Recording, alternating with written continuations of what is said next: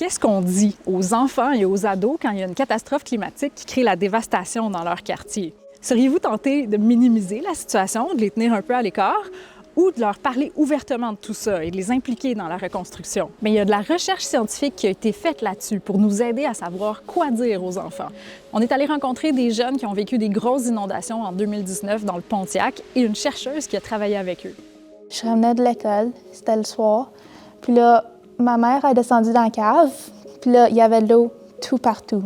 Quand que ma mère conduisait, comme tu sentais l'eau, comme tu sentais le véhicule bouger. Plus les parents sont stressés et souvent, moins ils vont vouloir en parler aux jeunes, communiquer avec le jeune, garder ça à l'intérieur en se disant bien, si j'en parle pas, ça n'existe pas et donc je ne stresse pas mon jeune. Mais souvent, ça a plutôt l'effet inverse. On essayait un peu de cacher ça des enfants. Là. Ils disaient tout va être correct, on va s'organiser, vous allez voir. Sauf qu'ils comprenaient que vivre chez mes parents, il y avait une situation qui n'était pas normale. Et maman était stressée, puis je la blâme pas, là.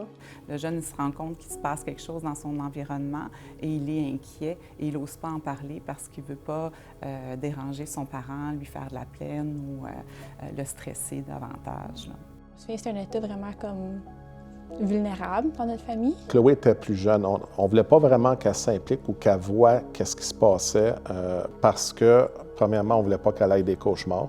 Puis on ne voulait pas non plus qu'elle ait des craintes par rapport à revenir habiter ici. Le parent qui cherche à minimiser les impacts que ça peut avoir sur son enfant. Donc, vont dire, mais il était jeune, il ne s'en est pas vraiment rendu compte, on n'en a pas parlé devant lui. C'est pas du tout de la mauvaise volonté. Là. Je pense que c'est rassurant comme parent de se dire, bien, mon enfant va bien malgré tout.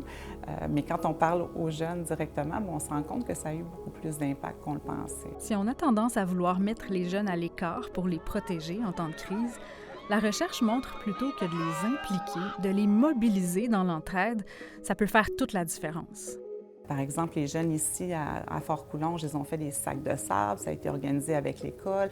Si on les met à profit, ça permet de développer le pouvoir d'agir. C'est très positif pour leur adaptation à la catastrophe.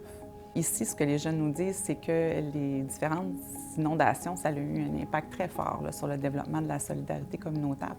Penses-tu que dans ta famille, vous vous sentez quand même un peu plus préparé par rapport à ça? Oui, c'est sûr que oui. Là. Je pense que je suis moins stressée. Oui. Je suis devenue plus forte à cause de ça, oui.